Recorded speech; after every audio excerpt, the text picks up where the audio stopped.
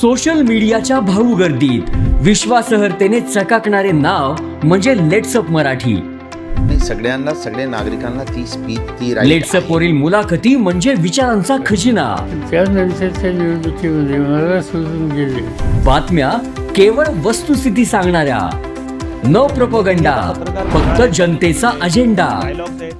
क्योंकि आने वाला कल जाने वाला है, जाने वाला कल आने वाला है। राजकारण, मनोरंजन असो की क्रीडा क्षेत्र, महाराष्ट्राची स्पंदने संवेदनशीलतेने टिपणारे माध्यम म्हणजे लेट्सअप मराठी।